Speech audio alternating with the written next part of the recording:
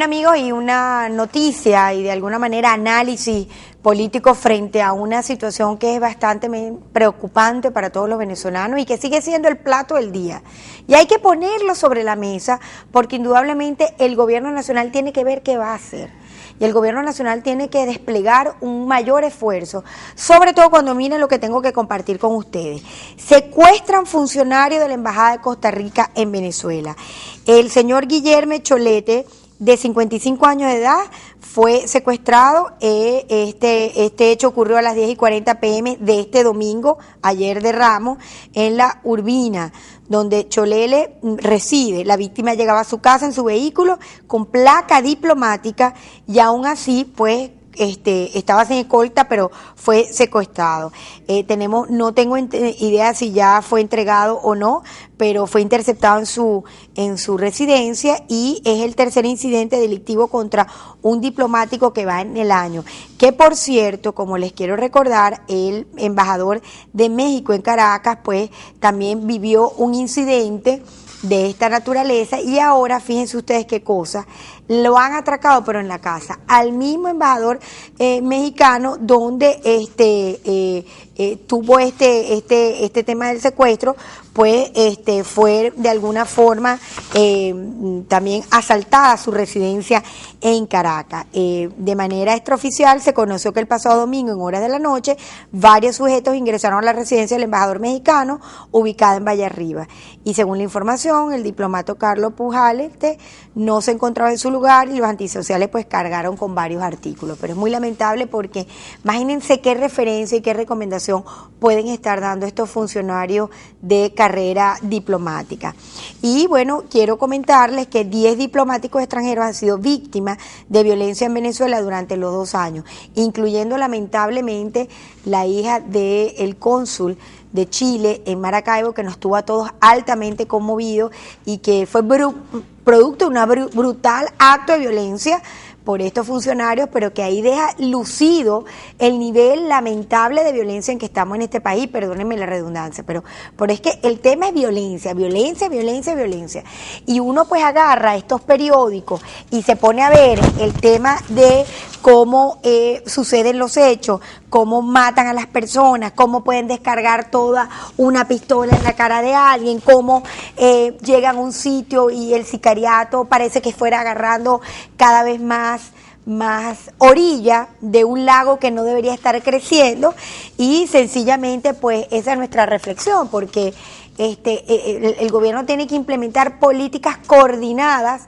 a los 3 niveles de poder y lo hemos dicho hasta el cansancio, este desmantelamiento que hubo de las policías, este cacareo que hubo con el tema de la Policía Nacional y ahí estamos viendo lo que está pasando con unos niveles de formación muy deplorables, con un tema asalariado muy deplorable también, con un tema de formación ética y de valores también muy deplorable. O sea, si no se alimenta al individuo, si no se le saca de estos focos, ¿cómo aspiramos y pretendemos que los funcionarios también estén rindiendo la primera línea? Aunque sabemos que hay muchísimos, valiosísimos, gente que da la cara por sus instituciones y por la seguridad de nosotros, y a ellos pues nuestra felicitación y nuestra solidaridad, pero no es suficiente, necesitamos mucho más y a medida que va creciendo el tema de la delincuencia, pues sencillamente uno se apena cuando ve que además está llegando a unos límites con lo que es el tema diplomático, que como muy bien lo decía Diosdado Cabello, que espera que sea una coincidencia los secuestros de los embajadores en el país.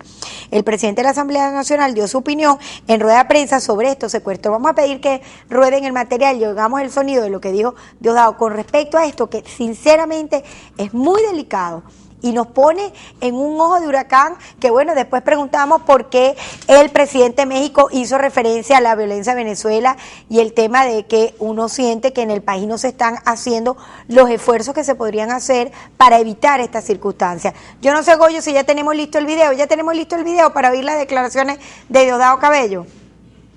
Nosotros, en medio de todo lo que significa un problema de índole personal para algunos compañeros de otros países que han sido agredidos o que han sido atacados, esperamos que sea solo una coincidencia, que no se convierta esto en un plan de algunos sectores de la oposición para buscar de alguna manera pequeños eventos que los ayuden a ellos a levantar puntos en las encuestas. Ahí la pregunta de las encuestas ahorita es si la MUC va o no va a cambiar al candidato. Claro, pero eso es parte. Acuérdate que la estrategia de ellos es aislamiento de Venezuela en el ámbito internacional y desestabilización interna. Ambas están estrechamente unidas, y van a tratar de sacarle provecho. Para ellos no es nada importante el 11 de abril. Bueno, uno oye esas declaraciones y por supuesto, y por eso permití rodar el sonido, porque indudablemente uno tiene que oponerse a estos comentarios. Yo quiero recordarle a Diosdado Cabello que la muerte de la hija del embajador vino justamente por funcionarios del CICPC, lo que vivimos la semana pasada en ese enfrentamiento con policías nuestros. O sea, esto no es un tema de oposición y que cómo vamos a estar usando unos medios tan viles cuando la realidad de la inseguridad, esto no es de tema político o de oposiciones o no, esto es una realidad del país. Señor Diosdado, ¿será que usted es el único que no se ha enterado que el tema de la violencia y de la delincuencia en el país está desatada?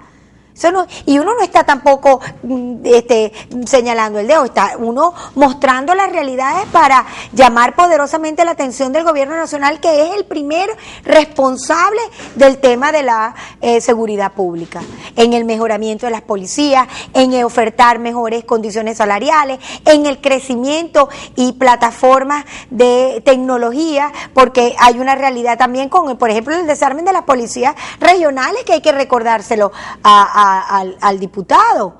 Entonces me parece de verdad tan fuera de tono y tan pobre oír una declaración cuando todo el país, aquí está, fíjense ustedes lo que ha sido también la noticia de lo que son los atracos. Robaron 400.000 de 3 cajeros. Aquí está la noticia, Goyo, pónchala para que se vea. Y esto no es oposición o no oposición, esto es tema de la delincuencia, porque la delincuencia se está rebosando por todos los sectores y en toda la forma. Aquí está, y entonces sencillamente hay un tema lamentable con la real situación de la seguridad, que me parece muy mezquino tratarlo de mezclar con un tema que no viene al caso.